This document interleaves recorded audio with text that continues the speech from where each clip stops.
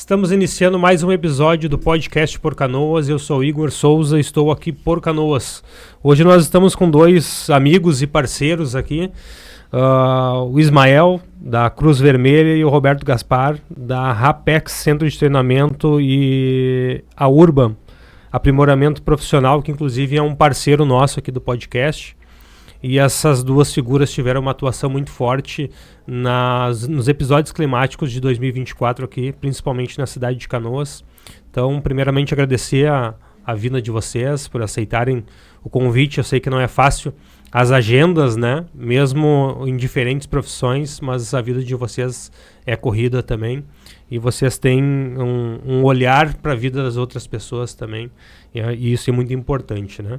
Então, fazer uma breve apresentação com vocês aqui. Podemos começar, então, pelo nosso parceiro da Cruz Vermelha. Obrigado. Igor, agradeço demais o convite e que bom que a gente se encontra num outro espaço que não propriamente só em resposta, em desastres, calamidades, mas também é um espaço para a gente até fazer uma, entre aspas, lições aprendidas, né? E verificar o que foi feito como resposta e o que a gente precisa ainda evoluir. Eu sou Ismael Pereira, sou presidente da Cruz Vermelha do Rio Grande do Sul. A minha formação original, né, de base acadêmica, é a psicologia. Trabalhei por muito tempo com psicologia de emergências e desastres, mas agora, alguns anos para cá, eu fiz uma transição de carreira. Eu ainda sigo clinicando na psicologia, mas dentro do trabalho humanitário, não só com a Cruz Vermelha, mas com outras agências internacionais, eu trabalho muito a parte de gestão, de redução de riscos de desastres, mudança climática, governança e negociação humanitária. Então, eu fiz uma transição da psicologia de emergência e desastres, da saúde mental, para governança, negociação e redução de riscos de desastres, né? Acho que é isso, assim, rapidamente. Depois a gente vai conversando mais, mas obrigado. Perfeito. Bom, meu nome é Roberto Gaspar. Hoje eu faço parte da comissão de revisão de normas do grupo da BNT, do CB32, né? Trabalho já há 18 anos com altura e resgate, né? Sou um dos sócios da Rapex, que é um centro de treinamento, e da Urban, que é uma empresa de alpinismo industrial, né? Que faz manutenções diversas. Minha formação acadêmica não tem nada a ver com isso, né? Mas ao longo dessa carreira, dessa trajetória, então fiz vários cursos técnicos, vários treinamentos em resgate, atuação, espaço confinado. Hoje o nosso centro de treinamento ele é certificado por uma certificadora, né? Uma das 3 do Brasil, que é a Bend, inclusive que foi... eu quero até aproveitar para agradecer a própria certificadora, que foi um braço forte, né? Que nos ajudou depois dessa enchente de fazer com que a nossa empresa retomasse, né? Então, hoje dentro do Brasil, o nosso centro de treinamento ele foi reconhecido pela nossa certificadora como o centro de treinamento que mais formou profissional de acesso por corda nos últimos 2 anos em todo o Brasil, né? E isso é um motivo de orgulho muito grande, né? Todas as empresas de acesso por cordas no estado acabam buscando, todas não, mas uma grande parte acabam buscando o nosso centro de treinamento. Temos vários profissionais que nos ajudam a tornar esse centro de treinamento uma referência no estado, não só na questão de altura, mas também de espaço confinado, atendimento pré-hospitalar, né? Tenho parceiros e amigos que hoje são instrutores lá da empresa, mas também estavam comigo na atuação dos resgates, né? Então, agradecer também a pessoas de grupos de WhatsApp que eu participo e que nos ajudaram também, né, com doações e tal, durante o momento da enchente, para a gente tentar reerguer depois a empresa, né, porque era uma empresa muito nova no mercado, e diversos estados, São Paulo, né, bombeiros militares em atuação. Inclusive a gente vai ter um workshop em novembro, ali no centro de treinamento, com várias pessoas, né, do ramo militar, né. Não quero mencionar nomes aqui para não acabar esquecendo ninguém, né? Mas pessoas que são referências ali e que são pessoas que a gente ganha. Hoje a gente tem como irmãos, né, de vida e de atuação e de treinamento, né? Voltadas principalmente à valorização humana, né? Então, acho que o princípio de tudo isso e essa recordação um ano pós-enchente é lembrar que o intuito de tudo isso é a valorização à vida, né? Então, acho que esse é um ponto bem importante de ser destacado. E a resiliência, né? Fomos resilientes, né? Eu acho que isso é um dos principais ali, né? Que acarretou que a gente foi resiliente. Ismael, Conta para nós como é que foi a atuação da Cruz Vermelha, né? A gente presenciou diversas forças de segurança de vários estados, né? De estaduais, municipais, né? Guarda Municipal, de tudo que é estado, assim como Polícia Militar, Polícia Civil e as forças de segurança nacional, né? Mas também a gente presenciou muitas equipes, né, da Cruz Vermelha. Eu presenciei, né, desde o momento lá dos resgates, lá a gente presenciou a galera da Cruz Vermelha e depois no pós-enchente também, né, em atendimento, em ajuda humanitária. Como é que foi para vocês essa atuação, né, aqui em Canoas? Em Canoas? Isso. Eu sei que vocês tiveram ativos em vários outros municípios, né? Mas vamos começar por Canoas. Não, beleza. A gente é uma Cruz Vermelha estabelecida a nível nacional, mas aqui no Rio Grande do Sul a gente tem distribuídos, além da sede central que fica em Porto Alegre, a sede estadual, né, em Porto Alegre, a gente está em outras 6 cidades. Em Canoas não há um núcleo, uma formação, uma sede Cruz Vermelha, mas a gente estabeleceu a resposta como estado no dia 0. Né?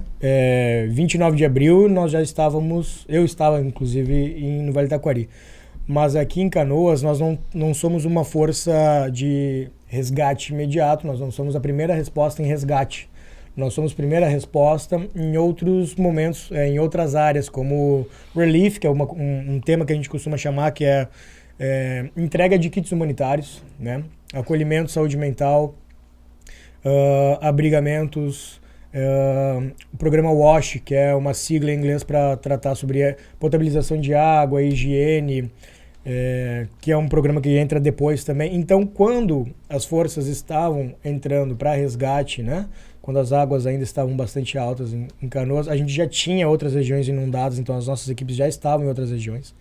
Em Canoas, o primeiro núcleo de trabalho que a Cruz Vermelha estabelece foi cuidar de um dos postos de saúde da UBRA. A gente assume principalmente onde estava o bloco das crianças. As crianças que estavam chegando desacompanhadas ou crianças perdidas e famílias com crianças pequenas, tá? Que era um dos últimos blocos lá da UBRA, né? O posto de saúde fomos nós que assumimos no primeiro momento até a Força Nacional do SUS chegar e a gente poder fazer a passagem, né? Mas a gente ficou as 2 primeiras semanas fazendo toda a gestão do posto, tanto da parte da enfermagem, da enfermaria, quanto da parte de saúde mental. Então a gente também fazia busca ativa e listagem das pessoas que estavam entrando no abrigo, principalmente das crianças, né? Ali uma série de situações bastante complexas e sensíveis. A gente pode falar mais ao longo de desafios que a gente enfrentou, né?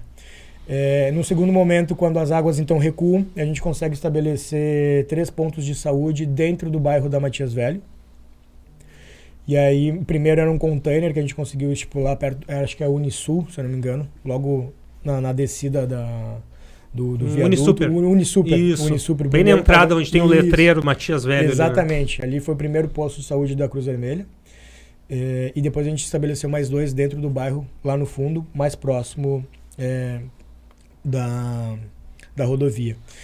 Então a gente trabalhou por cerca de mais 3 meses ali, foram 18 mil atendimentos em saúde dentro do Matias Velho, 18 mil atendimentos em saúde e de entrega de insumos, tanto de água potável, roupas, cesta básica, material de higiene, material de limpeza. A gente alcançou só em Matias Velho mais ou menos umas 30 a 40 mil vidas, assim, 30 a 40 mil pessoas.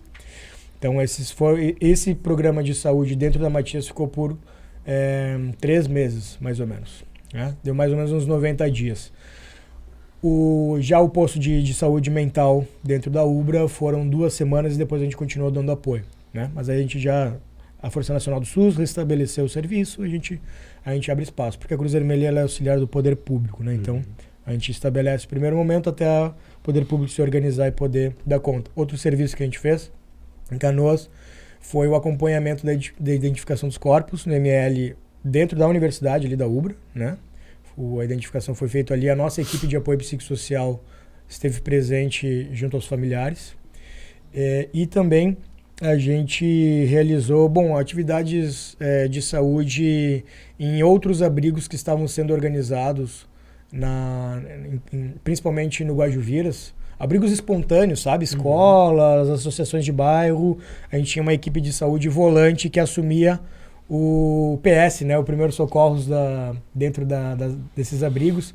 Porque tinha algumas equipes que iam vindo, né? Às vezes tinha uma equipe do Médicos Sem Fronteiras estabelecida e a gente rendia eles, depois que eles saíam a gente rendia. Depois a gente saía, eles voltavam, ou às vezes chegava uma outra equipe de uma outra organização, então a gente estava com uma equipe volante também assumindo o PS desses abrigos. Que foram diversos abrigos, né? Foram muitos abrigos. Porque a Ubra superlotou, foi passando para os espaços maiores do município e não deram conta, foi abrindo diversos pontos, né, na parte não alagada. Né? Então nesse primeiro momento, a resposta rápida da Cruz Vermelha é estabelecer os pontos de saúde. Que foi o que a gente fez, tanto quando as águas estavam, né, altas, depois no baixar das águas dentro dos bairros. Equipe volante transitando entre os abrigos. Depois a gente entra com uma série de outros programas, né?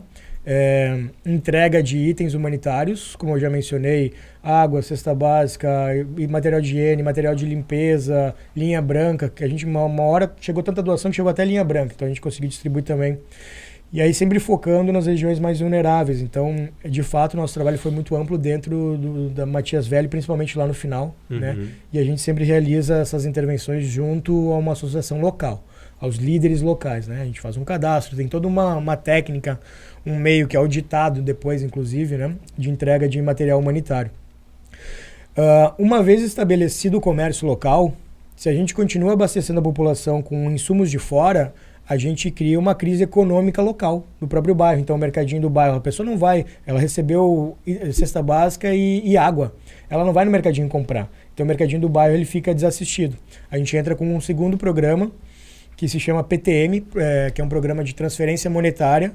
Ao invés de entregarmos o insumo físico, a gente faz uma transferência através de um cartão humanitário para as famílias. Então, a gente cadastra as famílias, cadastra o comércio local no cartão. Então a gente faz um trabalho de recuperação, inicia um trabalho de recuperação econômica dos bairros, né? Cadastra o comércio local nesse cartão, cadastra as famílias junto às associações, junto aos líderes e faz um acompanhamento longitudinal para identificar quais foram os insumos mais procurados por essas pessoas, quais foram os pontos de mercado, de açougue, de comércio que elas mais acessaram no bairro, e a gente começa a entender também economicamente o movimento daquela população nos bairros, né?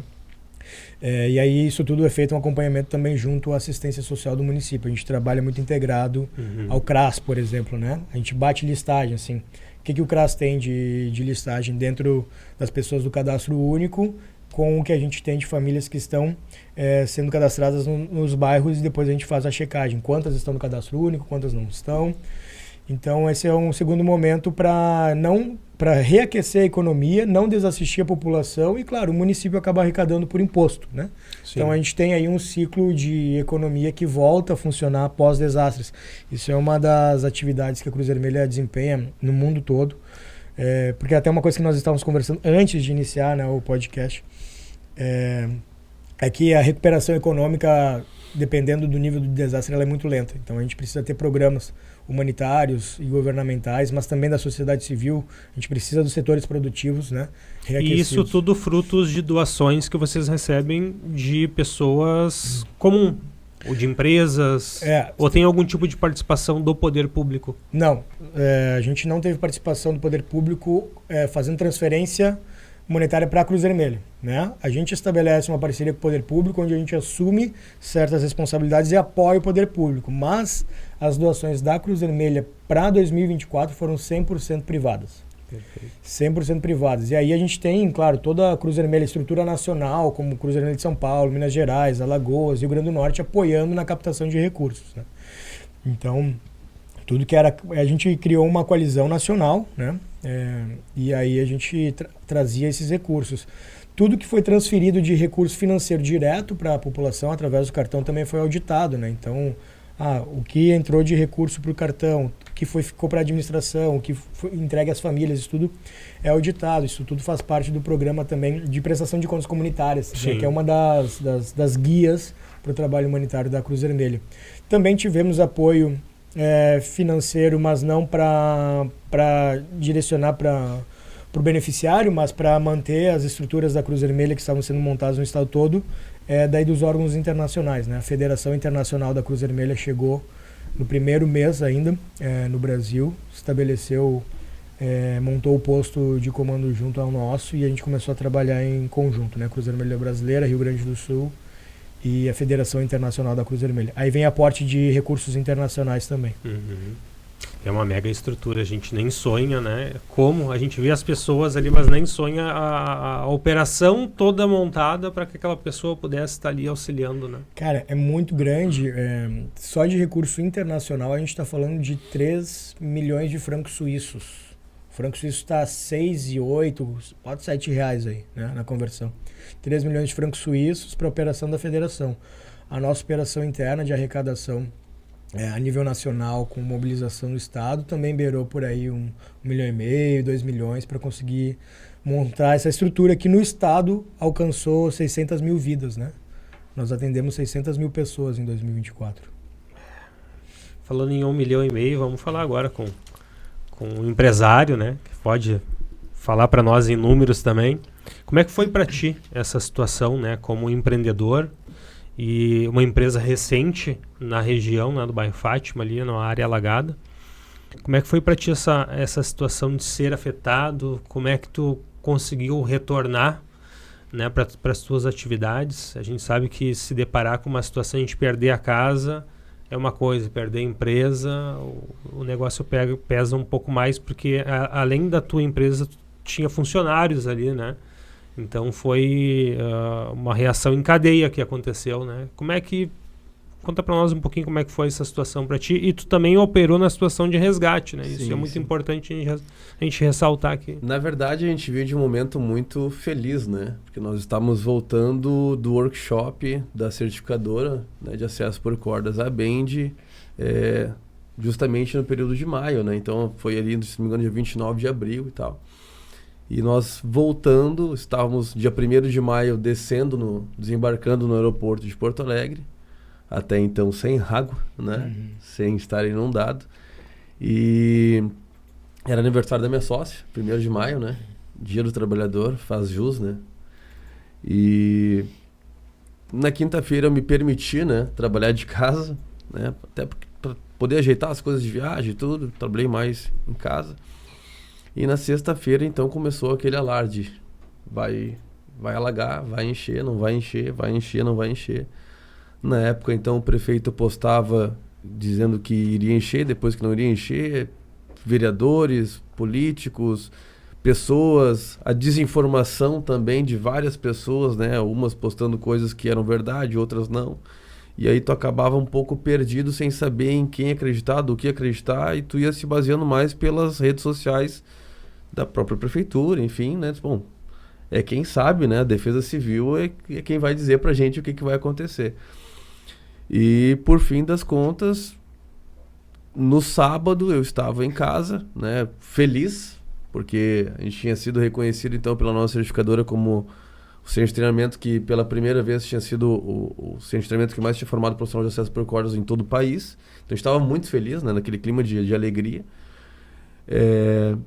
E eu recebi uma ligação, né? Como havia te comentado anteriormente, em outros momentos, dizendo, olha, é da Defesa Civil, a gente quer saber se vocês podem nos ajudar nos resgates. E nós fomos, né? E nos apresentamos, e aí, quando nós nos demos de cara com barco, foi uma situação completamente desafiadora, porque até então eu como instrutor de acesso por cordas, eu ensinava resgate em altura, né? Não aquático, né? O que nos dá margem hoje para uma inovação que está para acontecer aqui no estado bem bacana, de resgates em águas rápidas, né? Que a gente está fazendo parceria com um pessoal bem bacana aí, já experiente nesse ramo. E nos vimos numa situação bem complexa. E eu estava com pessoas que eu confio demais e que se tornaram irmãos de vida, né? Disse, cara, vamos buscar, eu preciso pelo menos buscar equipamento, né? E aí a dificuldade de chegar até a empresa, porque até então eu também não tinha entendido que a minha empresa também estava debaixo d'água, né? E quando eu cheguei na frente da minha empresa, e nem nos meus sonhos mais loucos, eu acreditei que chegaria na frente da empresa de barco, né? Já pensei, disse, na Semana Farroupilha chegar aqui de a cavalo, alguma coisa assim, seria até interessante. Mas de barco eu nunca havia imaginado essa hipótese, né? Ficamos até as 10 da noite pegando equipamentos. E no dia seguinte, então, a gente já estava ali no Carrefour, né? Com barco à disposição, ajudando as pessoas. E aí o Aguiar, que estava comigo nos resgates, né? Chamou o Caldas, que também estava com a gente depois, para a gente se deslocar para Porto Alegre, porque lá então estava pior ainda a situação, e na Matias já tinha muita gente, já estava superlotando a passarela ali, porque já tinha muita gente, né? Então disse, cara, vamos ajudar onde a gente pode ser útil. E lá nos apresentamos então para o sargento, na verdade Major Moreno. Sim, né? sim. E ficamos lá na orla do Guaíba. E era de lá que a gente fazia então a operação, né? Acabei encontrando muitas pessoas lá, até algumas que foram reconhecidas pela Prefeitura de Porto Alegre, o seu Paulo, tudo, que estava ali recebendo todas as embarcações, né? Tinham embarcações então militares, né? Tinham embarcações do Corpo de Bombeiros, da Defesa Civil, da Polícia Civil e muitas embarcações de pessoas Voluntários. comuns, né? Voluntários. E acredito, inclusive, que esse agradecimento dos voluntários, ele foi de extrema importância, né? Porque nem que a gente quisesse, num sonho, fazer com que a parte militar, né, pública tivesse apoio, não teria gente suficiente, né, para fazer isso. Mas também a gente acredita que muitas pessoas que não estavam fazendo resgates estavam resgatando. E isso eu me refiro a pessoas que estavam fazendo comida, né, levando lanche, levando café, até montarem o nosso acampamento lá na Orla do Guaíba. A gente estava dormindo em cima do carro, tem fotos minhas dormindo em cima do carro, do lado do carro, junto com os bombeiros ali, barracões improvisados, e muitas pessoas passando ali com caixas térmicas, levando lanche, levando café, levando marmita, a forma que elas encontraram de ajudar aqueles que também estavam tentando ajudar, né? E às vezes quem estava produzindo ainda eram pessoas que já tinham sido resgatadas. Exatamente. Em Eldorado, que a gente atuou mais em Eldorado, São Suci e Guaíba, né? Então a gente saía da orla ali de jet ski ou de pequenos barcos, muitos pescadores ali também ajudando.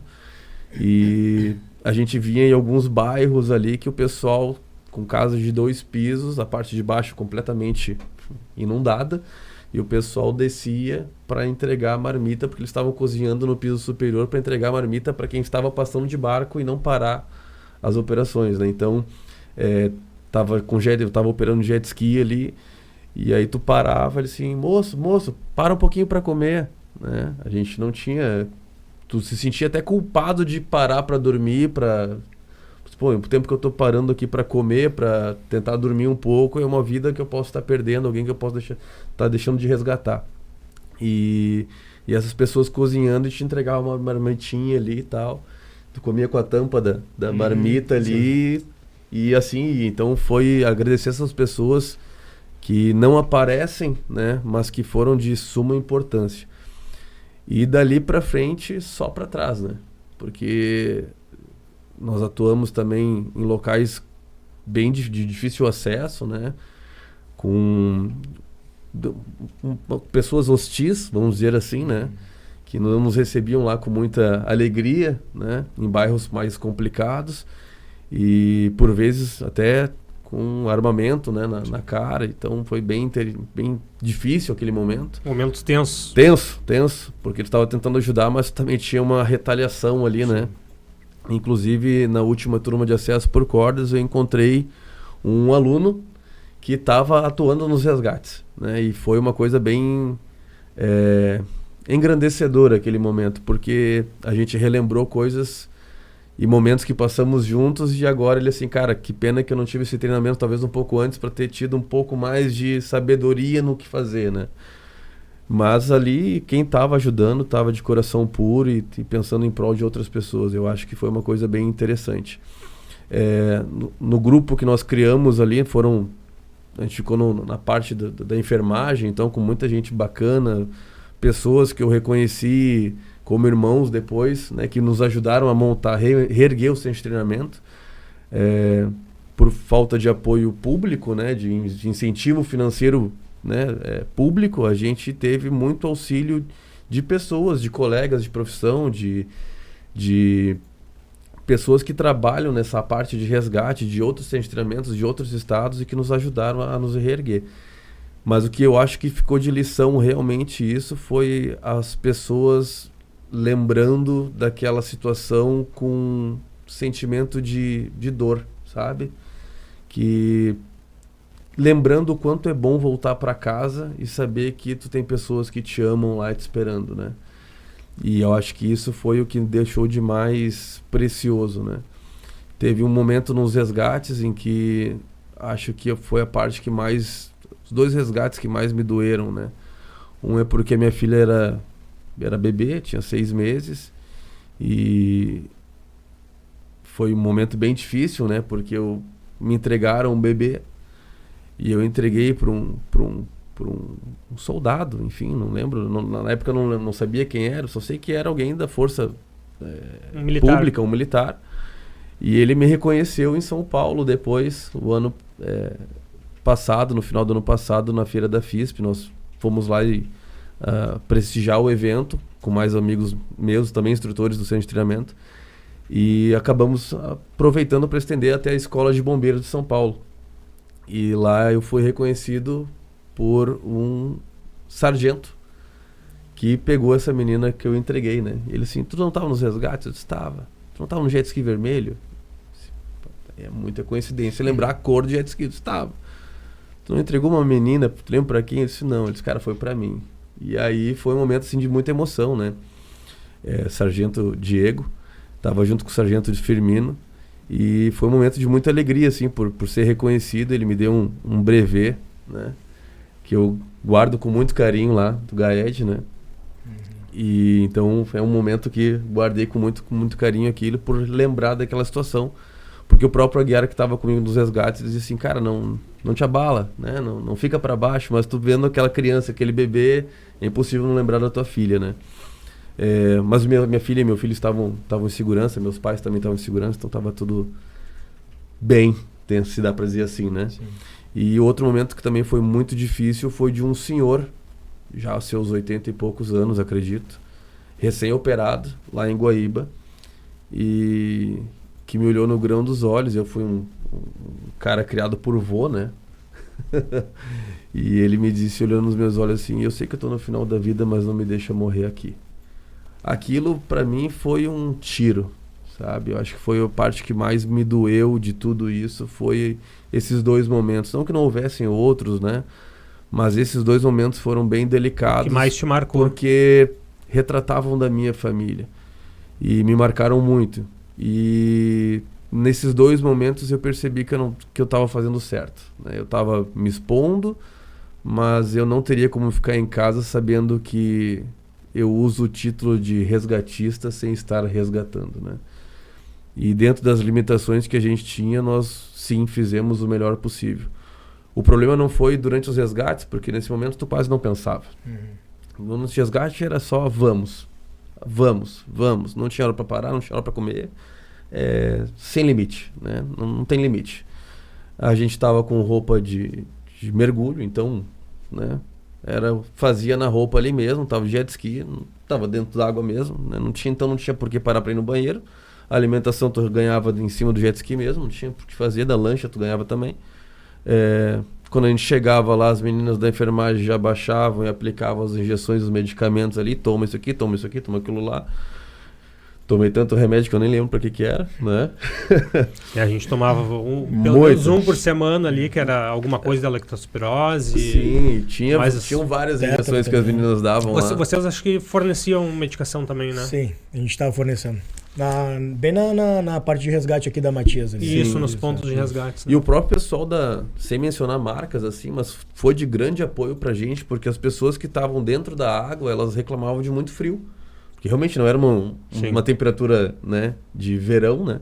E com chuva ainda, e com chuva. E então essas pessoas reclamavam de muito frio e a gente não tinha manta térmica suficiente para todo mundo, né? Normalmente a gente carrega 1 ou 2 ali e o pessoal da Apollo Filmes nos forneceu, né, muita manta, né? Mandaram um helicóptero pra gente lá, e foi de grande ajuda, né? Grande ajuda mesmo pra gente poder tentar ajudar essas pessoas. E foram várias doações, muitas doações de tudo quanto é lado, sabe? A gente recebeu muita coisa lá, de doação de tudo quanto é lado, vieram muitas equipes de resgate de outros estados, São Paulo, Santa Catarina, Minas Gerais, sabe? Por vezes cruzei com o Scooby que ficou, né? Sim, eles Saiu atuaram na mídia naquela e área tal, ali, né? porque ele tava lá junto realmente, né? Algumas pessoas dizem, o cara tá fazendo mídia. Não tava fazendo mídia, o cara tava lá resgatando mesmo, sabe? Botou o equipamento dele. Na campana ali, na orla, tinham muitos mecânicos também, porque jet ski é bonito, lanche é bonita, mas elas são feitas para atuarem em locais limpos, né? E aquela água não tava nada limpa, tinha sujeira, tinha plástico, tinha de tudo. E eles estavam instalando telas embaixo das embarcações para que não estragasse, não sugasse aquilo ali. Então tinham muitos mecânicos voluntários também, sabe? Que foram conseguindo equipamento, conseguindo hélice, conseguindo de tudo ali para fazer com que a coisa não parasse, né? Então, para esse pessoal que foi voluntário e também que estava trabalhando de forma íntegra do poder público e militar, só agradecer a todos que estavam lá presentes e que realmente vivenciaram aquilo, sabe? Não tiveram medo de botar os pés e as mãos dentro da água para ajudar pessoas. Sim. Nós temos um videozinho da Cruz Vermelha aqui, a gente vai passar. E, se eu não me engano, nele ele mostrava a questão de pessoas sendo recebidas, né, no aeroporto Salgado Filho pós-enchente. E até tem uma moça da Cruz Vermelha que eu acho que ela é de Minas, ela faz uma fala que eu achei bem importante, que ela diz, né, que eles preferiram chegar com uma equipe grande, né, posterior, porque no início tinha aquele monte de voluntários ajudando, né, mas aquilo era no início e que em seguida ia perder força. E foi o que realmente aconteceu, né? O pessoal tinha que voltar para a vida, né? Trabalhar. Muitos que vieram de voluntários não eram daqui da região, né? E ali mostra o pessoal chegando, né? De avião. Não sei se toda a galera é de Minas ali, mas vieram para fazer entrega, né? De donativos e do cartão. Esse cartão que tu comentou ali, um cartão humanitário, né? Então, pode dizer um pouquinho para nós, né? Dessas ações de ajuda humanitária que foram feitas. Bom, experiência de desastre, né? A comoção ela se estabelece nas primeiras horas. Tudo bem que o que a gente enfrentou como os desastres de 2024, essas horas foram semanas. Mas depois as demandas elas continuam, porque o desastre ele vai evoluindo, né? Depois que o resgate está concluído, a gente ainda tem toda a gestão de abrigos, tem a reestruturação, limpeza dos bairros, limpeza das casas, né? Então, a gente tem os ciclos de resposta ao desastre que ele vai evoluindo, vai se desenvolvendo ao longo do período. Por isso que muitas equipes de Cruz Vermelha de outros estados queriam vir para cá imediatamente. Eu falei, não, segura, porque vai precisar do momento em que a gente vai ter que fortalecer o trabalho, que é natural que ele vá perdendo força, né? Porque afinal das contas, como estava contando aqui, são todos voluntários que estão ali na ponta fazendo isso, mas tu faz isso por uma semana, duas, a terceira semana já está difícil, a quarta, e aí? Né? Faltam questões financeiras, a pessoa não está trabalhando, né? Daqui a pouco tu botou teu jet ski lá, ele sofreu um dano, quem é que vai ter que reparar isso? Então, principalmente no cansaço, na disponibilidade, tanto de energia de gás de vida, mas também na energia financeira. Isso chega uma hora que o voluntário não consegue mais dar conta, quando ele não está institucionalizado. Isso que a gente está vendo aqui agora é justamente a equipe de Minas Gerais chegando. Eles vieram, né? Minas mandou um primeiro grupo, e aí eu disse, olha, se quer vir aqui para estar no primeiro dia conosco, manda uma equipe mais de saúde. Depois a gente vai entrar com os programas de recuperação e integração socioeconômica, e aí eu vou precisar da equipe de Minas maior. Né? Então aqui tinha os voluntários, essa aqui ela é a coordenadora de comunicação lá de Minas Gerais. Ela está justamente contando essa história que tu trouxe agora, né? Sim. Então, a chegada dessa equipe de Minas Gerais, ela vem com o propósito de promover um projeto que a gente estava construindo de integração, recuperação e integração socioeconômica, que é no pós-desastres, né? É quando a gente já está na fase, bom, a gente já limpou, a água já baixou, a gente limpou as casas, as famílias estão de volta, o comércio está restabelecido, a gente precisa recuperar aquela comunidade. Então a gente entra com o cartão humanitário, a gente entra com o apoio de saúde dentro dos pontos de saúde mesmo, dos equipamentos de saúde municipais, entra com apoio de reestruturação do CRAS, do Centro de Referência em Assistência Social, então a gente trabalha diretamente com assistência social, entra com a parte de saúde mental para as comunidades, então a nossa equipe de apoio psicossocial em desastres, ela entra justamente nessa fase de recuperação, e a gente entra com a governança para desastres, que é o fortalecimento principalmente do gabinete, né? Junto ao prefeito, a prefeita, enfim, para o fortalecimento daqueles que tomam decisões. Então isso faz parte de um conjunto integrado de recuperação e integração que a gente tem na Cruz Vermelha e que, na verdade, esse modelo integral de gestão a gente começou a desenvolver aqui no Rio Grande do Sul, onde a gente entendeu que a comunidade entrou em tamanho colapso, que a gente precisava unificar frentes e unificar outros estados, né? Então o pessoal de Minas conseguiu trazer a tecnologia do cartão, a gente entrou com a parte de estruturação de governança, saúde e assistência social, né? E aí a saúde mental é o carro-chefe hoje, que até os dias atuais, não só na Grande Porto Alegre, mas em Canoas, né? A gente abraçou algumas comunidades aqui em Canoas e as nossas equipes, inclusive com parceria com a Unilassalle, tá? A gente recebe os estagiários de psicologia na Unilassalle, nós treinamos eles para saúde mental comunitária de uma perspectiva humanitária e eles passam a atender essas comunidades junto às outras equipes, aos outros voluntários da Cruz Vermelha. Então, Matias Velho, Guajuviras ainda são bairros que a gente segue trabalhando até hoje. Isso é um trabalho que vocês iniciaram lá na enchente e permanecem até hoje aqui no município. Mais de 380 dias trabalhando com saúde mental em Canoas, isso mesmo.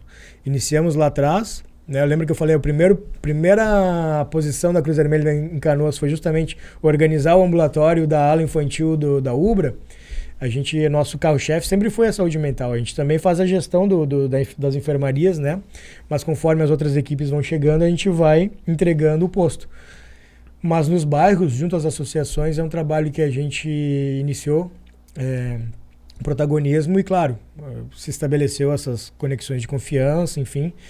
E aí o que a gente trabalha? Não só a saúde mental, né? Não só os grupos, são grupos, atendimentos individuais, atendimentos em grupo e atendimentos para crianças, tá? Isso a gente desenvolve até hoje.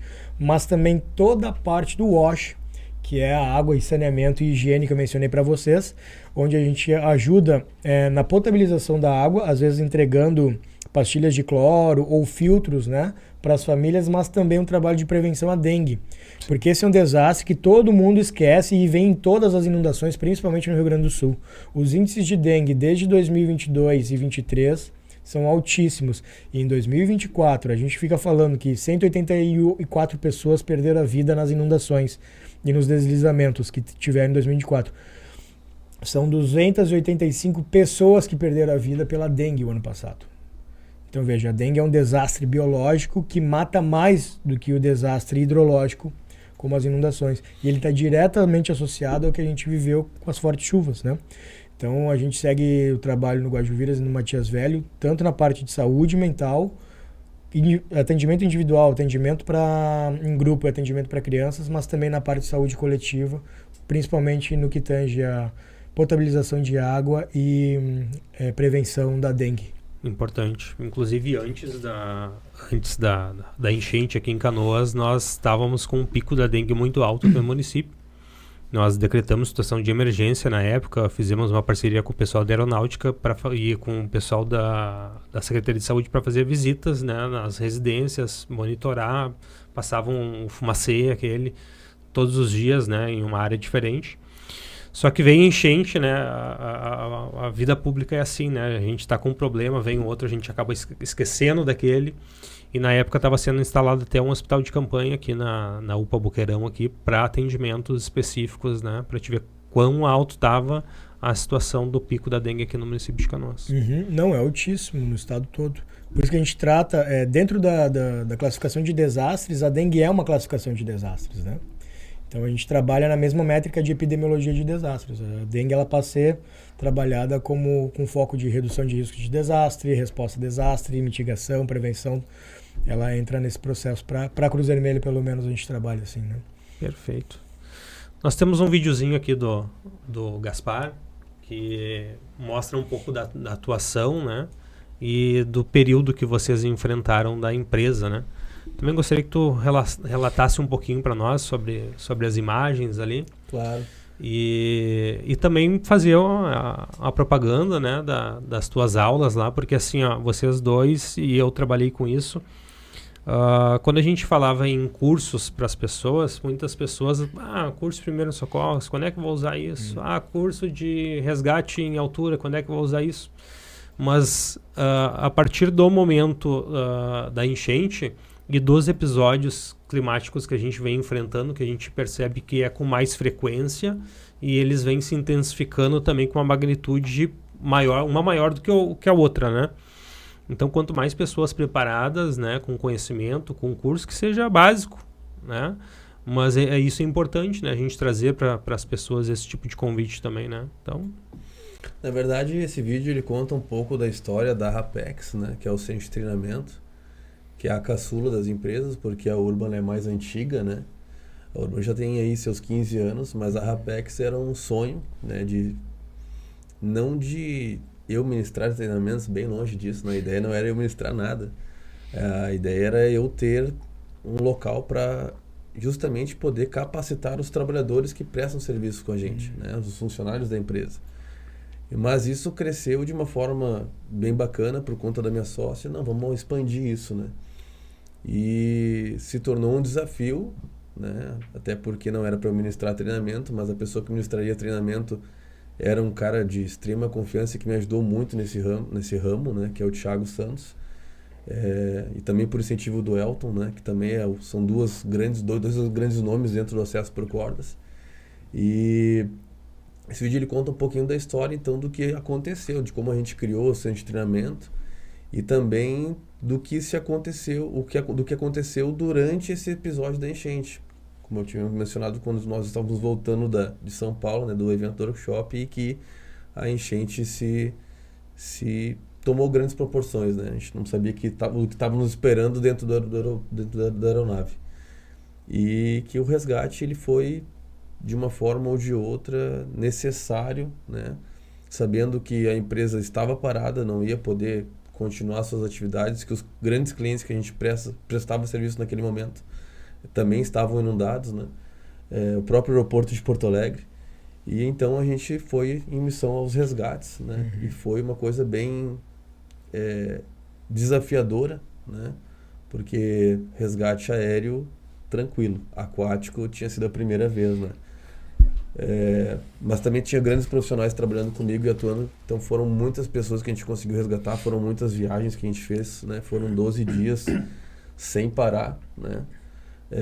E depois eu fui acudir minha mãe lá em Arroio dos Ratos, que também não tinha como passar, porque as pistas também estavam. A gente fez uma volta enorme para levar mantimentos para ela, porque nos mercados lá também não tinha. Não tinha como abastecer. Se não chegava a mercadoria lá, né? Então... Mas o baque maior foi quando mostra a empresa, né? Realmente embaixo d'água. Mas a dor pior foi quando a água baixou, né? Porque do momento dos resgates tu tá ali envolvido, tu tá... Não sei se seria o termo correto, mas tu tá intertido ali, né? Sim, sim. Tu tá focado naquilo, tu não pensa em outras coisas. Tua família tem segurança, tu tá agindo nos resgates. Agora, quando tu entra em casa, né? E ver que tudo aquilo que tu passou 2 anos criando tá destruído, né? Cheio de barro, tinha coisas lá dentro que eu nem sabia que tinha, que entraram. Aí a dor começou a ser maior, né? Então o desespero começa a tomar conta e a parte sentimental também. E muitas pessoas disseram assim, não, Roberto, mas fica tranquilo porque são só bens materiais. Bom, embora eu tenha o espírito de um ancião, né, eu acredito muitas vezes, eu ainda sou um cara jovem e consigo recuperar a partir do meu trabalho todas as coisas, e a gente conseguiu. Mas e aquele senhor de 70, 80 anos já aposentado? Como é que fica ele? Como é que a gente vai falar para essa pessoa que são só bens materiais? Se ele dedicou a vida todinha dele para ter aquilo ali, ele não tem mais a vida para recuperar. Sim. Né? Então, a palavra são só bens materiais é um pouco pesada para quem já está, vamos dizer assim, numa situação de final de vida, expectativa de vida que é de 80 anos no Brasil. Não, 80 e uma anos, economia de vida inteira que reverteu numa casa. numa né? casa aplicada e que hoje ele não tem mais. Né? Tive conhecidos que, além de perderem a casa, perderam o terreno. Chega a ser engraçado, né? Já falando assim, mas a água com sua força levou o terreno do cara. Hoje ele não tem casa, não tem terreno. Sim. Então, só bens materiais, claro que a vida ela é sempre mais importante. Mas a gente não pode deixar de considerar quem dedicou sua vida para ter essa casa e hoje também não tem mais, né? E depois, como eu mencionei, o apoio de muitas pessoas que fizeram com que a gente retomasse e com muita força, né? E o que eu achei legal, assim, principalmente, né, da tua empresa e de outras que, além de serem afetadas, permaneceram no local. Porque muitas empresas acabaram saindo do nosso bairro, né? Saindo da Rio Branco, saindo do Fátima, Matias. Né? A gente até estava conversando antes ali, a gente citou algumas empresas grandes que traziam bastante emprego para diversos bairros da região, que depois do acontecido as empresas não quiseram mais permanecer, né? Nós escolhemos Canoas principalmente por ser um meio termo de qualquer lugar, né? Tá um ponto da região metropolitana e tá um ponto... Um pé da serra ali. Um pé da serra, tá muito bem dimensionado, Centro do estado. Mas confesso que pensamos por diversas vezes em talvez sair e procurar outro lugar. Mas a gente já está instalado ali, o pessoal sabe que a gente é dali e a gente decidiu permanecer, né? Mas sim, a gente gostaria de um pouco mais de apoio, né, dos governantes para olharem essas empresas que estão permanecendo e que nos deem um pouco de atenção, né? Porque o grande empresário, ele talvez tenha mais recursos para poder permanecer ou mudar e tal. Mas o pequeno e o grande empresário, ele não tem esse aporte. Né? Pequeno e médio. O pequeno médio. Pequeno médio, ele não tem esse aporte. E isso faz uma diferença enorme. Claro. Né? Na tua escolha, no teu modo de agir, no tu permanecer empreendendo, porque empreender no Brasil é uma coisa extremamente desafiadora. Né? O cara tem que ser um pouco doente para conseguir empreender e querer empreender no Brasil. Né? Ele tem que, no mínimo, acredito, assim como eu, amar o que faz. Eu só permaneço trabalhando com isso porque eu amo o que eu faço, eu amo a minha profissão, eu amo o meu trabalho. Eu amo chegar, por exemplo, como foi no último final de semana, e ver uma turma 100% aprovada num exame em que é extremamente difícil, exige esforço físico e mental, aptidão física, né? E ver que todos os alunos passaram. Isso é extremamente engrandecedor para mim como instrutor, mas para essas pessoas que estão crescendo, ganhando perspectiva de vida, de trabalho, estão crescendo como profissionais, né? E que se tornam ali para frente pessoas que vão ser responsáveis por alguns resgates. Ou, na melhor das hipóteses, vamos dizer assim, pessoas que não vão executar resgates porque fizeram toda uma análise de risco para que isso não acontecesse. Né? Fizeram um planejamento de trabalho, fizeram um planejamento de uma atividade, se capacitaram, estudaram, se desenvolveram profissionalmente para que não ocorra nenhum tipo de catástrofe ou desastre ou acidente de trabalho. Então hoje o meu maior desafio é permanecer na empresa sem correr o risco de acontecer uma enchente de novo. Ah, Roberto, mas por que tu pensa dessa maneira que pode acontecer? Bom, a gente passou por últimos dias com um cenário de terror de novo batendo na porta. Sim. Agora, a gente sabe que o desastre ele não está só na questão da água entrar na empresa, mas o depois disso. Né? Falasses muito bem sobre a parte psicológica. Como fica a parte psicológica do empreendedor nessa situação? Como fica a parte psicológica do funcionário que sabe que a empresa dele pode ser atingida de novo e que ele não tenha mais emprego? Porque, com certeza, muitas empresas ali do bairro Fátima fecharam, Rio Branco fecharam, muitos amigos perderam empresas, né? Fecharam suas empresas e não conseguiram retomar. Principalmente depois desses últimos alertas que a gente ficou naquela tensão, né? A água do rio subiu, será que vai ultrapassar? Será que vai atingir nós ou não? As pessoas me acompanhando nas redes sociais, Roberto, o que tu sabe? Eu disse, cara, eu sei a mesma coisa que tu. Nada. Porque a gente vai acompanhando as redes sociais que tem ali, né? Prefeitura, Defesa Civil, que é o que eles postam. Agora, se vai acontecer, se não vai, às vezes nem esse pessoal sabe. Porque depende, né? É uma questão que a própria, já diz o nome, né? É uma previsão meteorológica. Então, tem como saber? Alguma coisa. Agora, vai encher de novo? Não vai? Se às vezes a parte pública não consegue saber, imagina nós, meros mortais ali, donos de empresa que não sabem dessa realidade, né? E estão acompanhando também por redes sociais. Então, a nossa função é dissipar a informação correta por meio do que a gente está acompanhando também, né?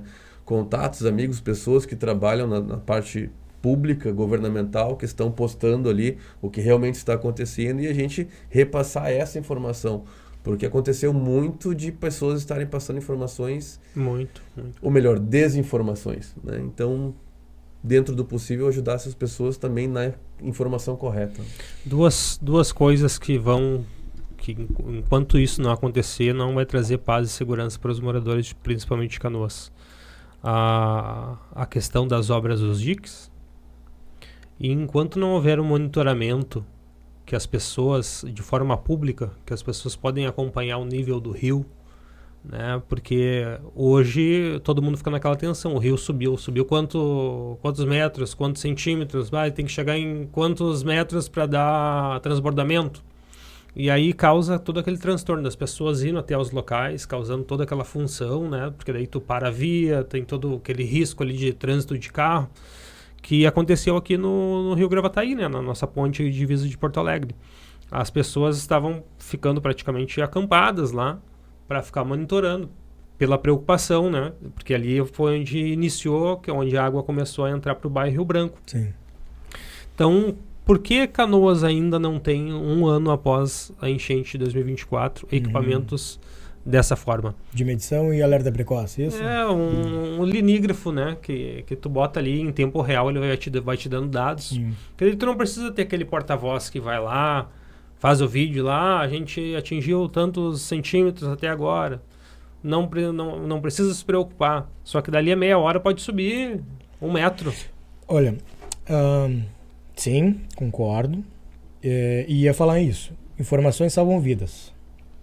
Informações corretas. Exato. Informações de qualidade, informações corretas. Isso eu falo para as nossas equipes dentro da Cruz Vermelha todos os dias e todos os treinamentos. Inclusive, a Cruz Vermelha tem que ser um canal de informação segura e confiável, porque a gente precisa salvar vidas, mas também a gente precisa salvar estruturas. E aí, dentro do que tu está trazendo, Igor, eu acho isso muito pertinente a gente debater isso aqui, tá? Porque a gente precisa sim do poder público envolvido, a gente precisa do terceiro setor, que geralmente está vinculado às organizações humanitárias, né, Cruz Vermelha, mas a gente precisa dos setores produtivos, a gente precisa do segundo setor também trabalhando e desenvolvendo estruturas resilientes. A gente precisa construir uma teia de troca de paradigma em que a gente pare de responder e a gente passe a prevenir e mitigar. Digamos que a gente tenha um sistema de alerta precoce muito bem estabelecido em Canoas e que todas as pessoas dos bairros mais vulneráveis saibam exatamente o momento de sair da sua casa, saibam qual é o local de... Rota de fuga, de evacuação e saibam qual é o local para onde elas têm que ir para buscar abrigo. Digamos que tudo isso está muito bem estruturado, mas a gente vai reconstruir todos os anos? Ninguém consegue reconstruir todos os anos. E o ano passado, atingiu a região metropolitana e outras regiões do estado, mas 2023 o Vale do Taquari já tinha sido por 2 vezes, né? Por 2 vezes, em setembro e novembro, e depois em maio de 2024. E a gente já tinha, em dezembro de 2023, a gente já tinha previsão de maio. A gente já sabia que tinha algo por vir, a gente ainda só não sabia qual era a magnitude, quando iria acontecer de fato, mas a gente tinha uma ideia de que tinha alguma coisa para vir. Então a gente tem que trabalhar de maneira assim, a construir comunidades que entendam sobre risco, saibam compreender rotas de evacuação, saibam identificar os seus locais de apoio seguro para abrigos, mas a gente não pode reconstruir todos os anos. Sim. Não tem como a gente passar por o que a gente passou em 2024, em 2025, 26, 27, ou bienalmente, de 2 em 2 anos. Não tem como a gente viver isso a cada 2, 3 anos. Em 2025 a gente teve bem perto, né? Ficamos assustados, todo mundo ficou assustado. Sim.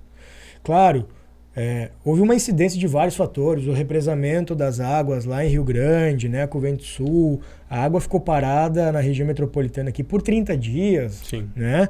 Existe uma série, mas esses fatores estão acontecendo. A gente já tem uma transformação no ciclo climático do Brasil, do mundo, e que está muito em cima do Rio Grande do Sul. Então a gente já tem padrões do clima que mudaram no Rio Grande do Sul. Isso significa o quê? Que a meteorologia também mudou.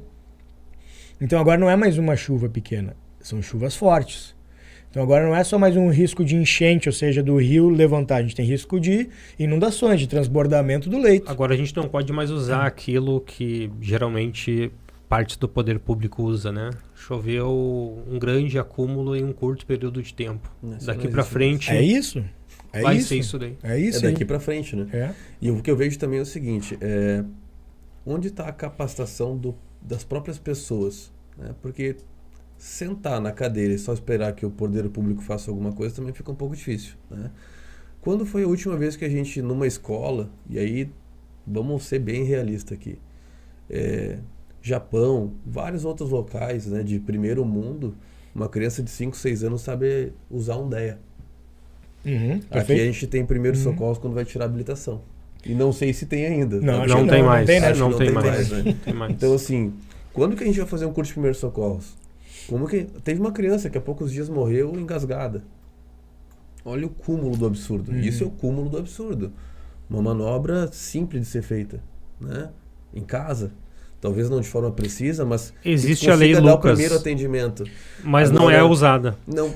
Algumas escolas sim, mas é difícil a gente ter uma, né? Me desculpa, mas a lei Lucas às vezes chega a beirar uma piada, né? Porque é obrigatório, mas o treinamento que passam é Sim.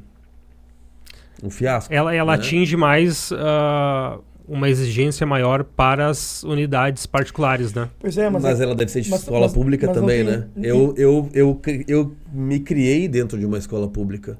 E a minha formação hoje é grande porque eu corri atrás. Mas eu me criei dentro de uma escola pública. Hoje o meu filho tem capacidade de estar numa escola particular, mas eu me criei numa escola pública. E no meu tempo, parece um velho falando, mas no meu tempo a gente jurava bandeira, a gente cantava o hino do nosso estado, a gente cantava o hino do país, a gente tinha aula de primeiros socorros e era uma escola pública. Hoje a gente não canta hino, a gente não tem primeiros socorros, a gente não tem nada. Criança vai para dentro da escola com faca.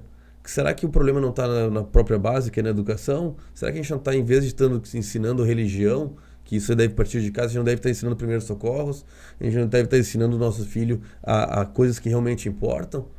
Será que a gente não deve trazer isso de caráter básico? Será que a gente não pode ter dentro, por exemplo, um apoio com empresas privadas junto com órgãos públicos para que esses treinamentos sejam ministrados? Sim. Por exemplo, a Rapex está de portas abertas para ministrar treinamento para qualquer pessoa. Ela conseguindo ter coordenação motora é o suficiente. Se não tem, também a gente dá um jeitinho. Por exemplo, uma parceria com a Cruz Vermelha e a Rapex para que esses treinamentos sejam jogados para dentro da sociedade de forma gratuita ou com parte de incentivo. Sabe? Por exemplo, por que a gente não pega nesse bairro agora, Rio Branco? Vamos pegar uma porcentagem da população e vamos dar um treinamento de graça para essa população. Né? Será que o poder público não consegue investir nisso também? Então, mas assim, isso eu vejo que faz uma falta enorme. A parte orçamentária é sempre uma dor de cabeça. E eu não vou entrar nesses meandros do poder público, né? Mas a gente sabe que é burocrático, é moroso, mesmo quando tem disponibilidade, tem uma série de requisitos licitatórios que precisam ser respeitados. Enfim, mesmo que tenha disponibilidade, é lento. Mas eu acho que, por exemplo, uma das coisas que a gente está tentando construir como Cruz Vermelha agora, para o estado do Rio Grande do Sul, a gente mencionou a recuperação integral e gestão integral de uma comunidade pós-desastres, né? Passando pela recuperação econômica, assistência social, saúde, governança. Legal. O que eu quero, para além disso? Eu gostaria muito, você, que tem uma empresa, uma construtora, ou tem vontade de inserir, principalmente na parte da construção civil, pegar as comunidades mais atingidas, construir ou reformar os centros comunitários que já existem, ou, né, iniciar um do zero dentro de um espaço seguro, que vai ser o centro comunitário daquela comunidade, que ela vai utilizar durante o ano, em situações de paz, tempo normal. Mas que a gente construa ou reforme esses centros com um plano de evacuação. Quantas janelas precisam ter para abrigar, quantas pessoas vão ser abrigadas ali, estrutura de cozinha, que a gente consiga construir isso nas comunidades.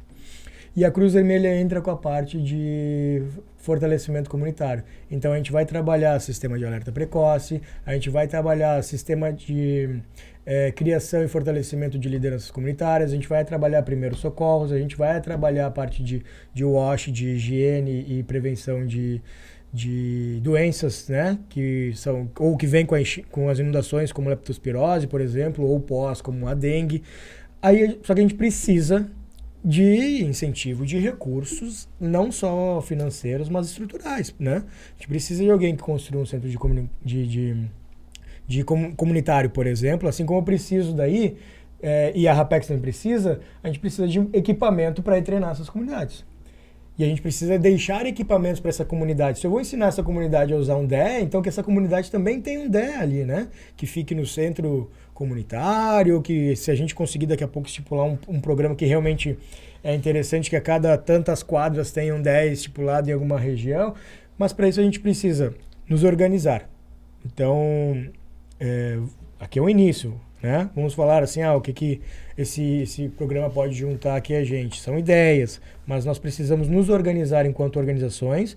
Tu vem da parte do setor privado, a gente vem da parte dos sem fins lucrativos, mas a gente está falando de desenvolver comunidades. E que a gente não pode esperar o tempo que o poder público tomaria para realizar isso. É responsabilidade do poder público? Sim. Tem que estar junto? Tem, óbvio. O ideal seria um contrato tripartite aqui, um termo de cooperação. Mas a gente precisa desenvolver isso.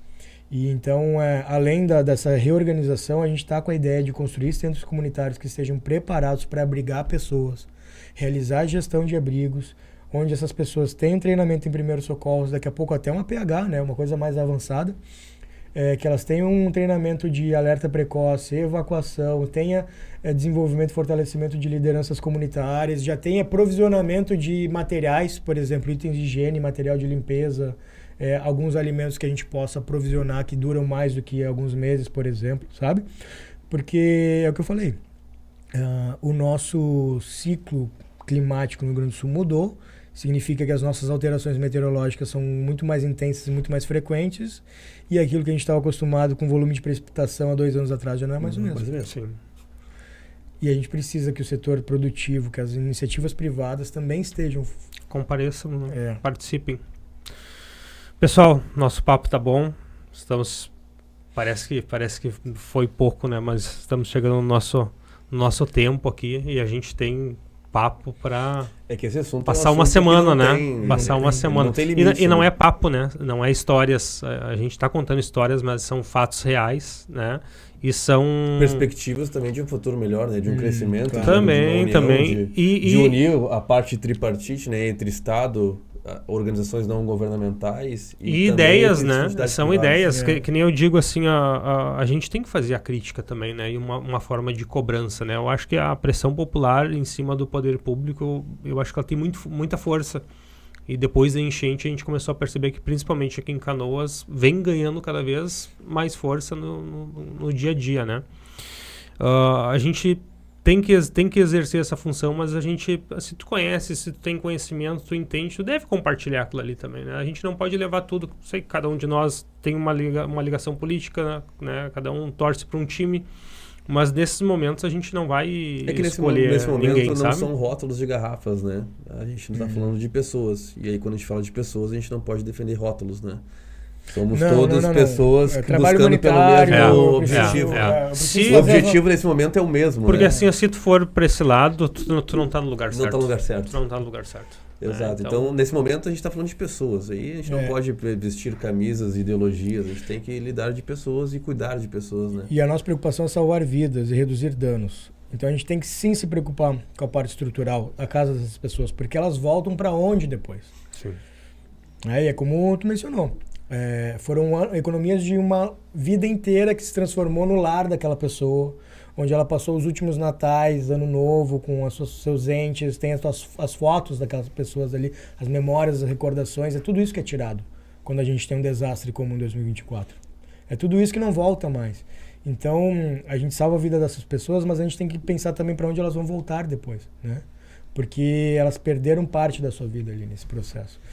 Isso é recuperação, cara. Isso é Igor, longo. se me permite, Eu quero estender o agradecimento primeiro a ti, né, por esse convite. Ismael, foi muito bom estar com vocês, mas eu também quero agradecer ao pessoal do CESALT, do Corpo de Bombeiros, né, dos militares Rio Grande do Sul, Santa Catarina, pessoal de acesso por cordas, pessoal da Animaseg, pessoal da Bend, todas as pessoas, voluntários, né, que ajudaram não só a nossa empresa, mas também o nosso município num todo, né, que vieram, deixaram suas casas, suas famílias para nos ajudar.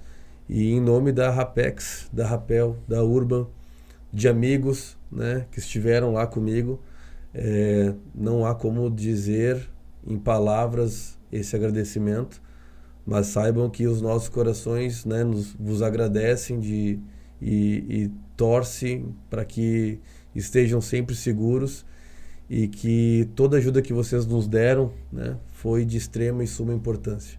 Então não há como deixar de agradecer. Muito obrigado a esse pessoal aí que nos ajudou bastante, com certeza. Pessoal, gostaria de agradecer ao Ismael Pereira, diretor da Cruz Vermelha do Rio Grande do Sul. A gente já se conheceu em situações adversas aí, né? Hoje foi um momento de nós conseguir bater um papo mais sem formalidades do dia a dia, né? E a gente fica de portas abertas e futuramente a gente vai conversar um pouco melhor aí sobre a Cruz Vermelha aqui em Canoas. O Roberto Gaspar, né, nosso irmão aí. E, cara, tu foi guerreiro, né? A função da administrar a empresa, assim, a gente sabe que não é fácil, né? Então, pode contar com nós também o que precisar aí. E parabéns pela tua atuação também nos resgates aí com as equipes, né? É o que eu digo, né? Além da pessoa afetada, resgatada, perdeu a empresa e estava ali atuando e ajudando as pessoas, né? Isso daí mostra o comprometimento, o juramento que tu fez, o juramento que tu tem com a população, né? Então, deixo aqui muito obrigado para vocês e ficamos de portas abertas. Obrigado, Igor.